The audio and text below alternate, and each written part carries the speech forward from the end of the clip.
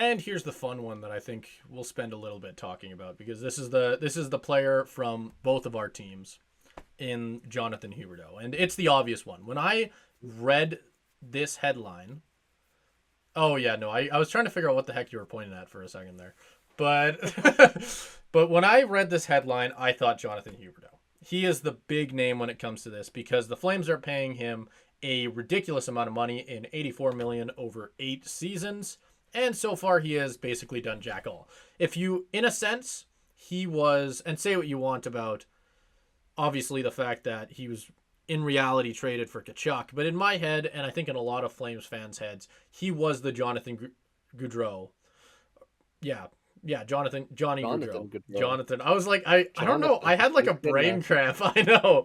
I had a brain cramp, and I thought about it for He a hasn't second, been, and then he I hasn't said been it a gone second. that long. I You don't have to know. refer to I him know. formally. I know. Sir Jonathan Gaudreau. Sir Jonathan. I had like a brain cramp where I said it, and I went, "That sounds wrong."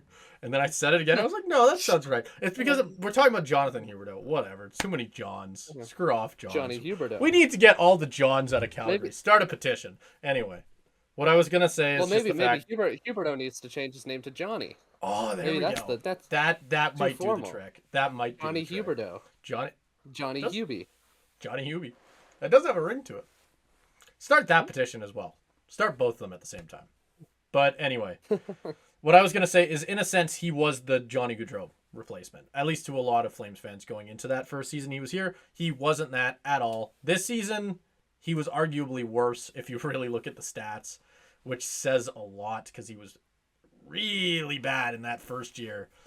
I'd say he was less noticeable this season than he was in that first one, but he was.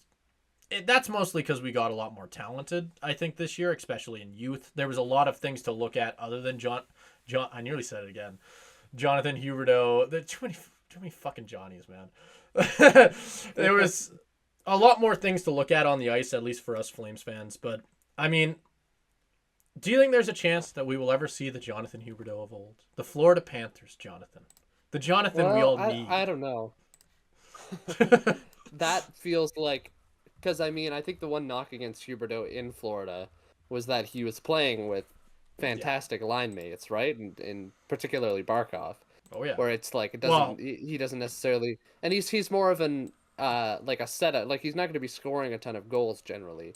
His skill is in passing, and he's going to want He had a needs 30 goal a year. superstar beside him to yeah, still even then, like I think generally like he's there to set up other players. I don't think he can survive. As we've kind of learned, I don't think he can survive as the sole superstar on his team. I think he needs that other presence, and I mean, I don't know if that's. I do think. Again, I didn't watch the Flames as closely as I normally did this year, For fair but reason. from what I generally saw over the course of the season was that Huberdeau played better when Yeah. he was put on a line with some of the up and coming young talent. Just gonna And say. I almost think that that's indicative of how it would go. And I think if he does ever have a bounce back season, it's because another player has broken out and become a superstar on the Flames, whether that's one of the young prospects we have here or someone we pick in an upcoming draft.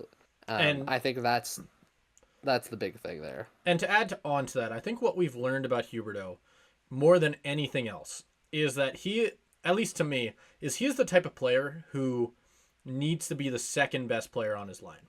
He is, and in Yeah. my head, I compare it, and I think the comparison is a good one here, because he had, at least in Florida, he would have had a very, very similar role to this player. He's kind of your Nicholas Backstrom. You would never think of Nicholas Backstrom as that superstar who can carry his own team and be that number one guy, but he was perfect to play on a line with Ovechkin, right? It's the same thing here, where he was perfect when he wasn't the number one threat. Huberdeau was lethal when he was passing to Barkov, when he was passing to whoever the fuck they put on that line. And it worked. It worked perfectly. It was very, very good because he wasn't the number one guy on that line. People were scared of Barkov. When you're a defenseman on the ice and you're playing against Barkov, you're playing against Huberdeau, and they're in a power play or whatever the heck the situation is, you're not necessarily watching Huberdeau. He's the pass guy.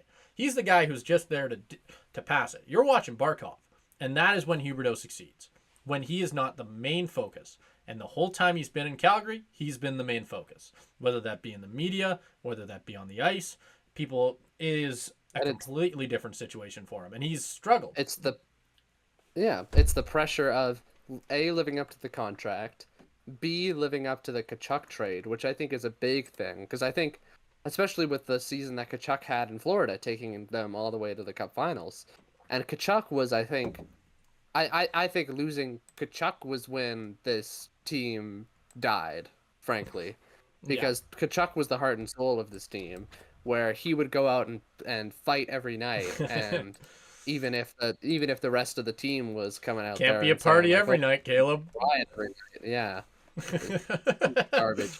Um, like he would be the one who like lived and died for this team, and to the point where he eventually had enough and said, I need out of here."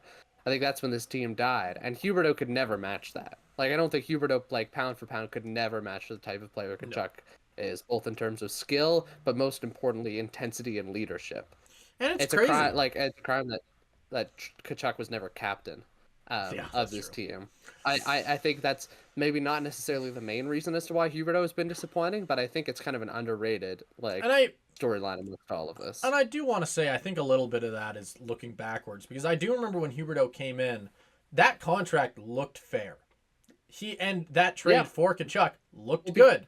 And in the skill department it of looked very replacing good, him, especially with Uyghur too. yeah, in the skill department of just replacing Kachuk one for one, at least to me, it didn't look bad. I know that I was a real big fan of that trade when it happened, and now looking I back was on it, too. it's not very good. And Yeah, Uyghur has obviously been very good. That is not a sentiment I to the player Uyghur has been. I think everybody yeah, involved has been very impressed with Uyghur, and he's turned into a big fan favorite I here think in Calgary. getting But Uyghur, honestly, even though Huberdeau is like gonna sink us with the contract, I still think that's an even trade relatively because Kachuk had made it public he wanted out. I was surprised we got that's true. anything for him. Yeah, Honestly, that was the that's big thing. We had very no true. leverage. Yeah, I think we should move on because Yeah. we've got a lot of players on this We could list. talk That's about the big one. Huberdeau forever. Exactly. And We could talk about that Huberdeau was the forever. big one. I promise you that will be the one we talk about for the longest here.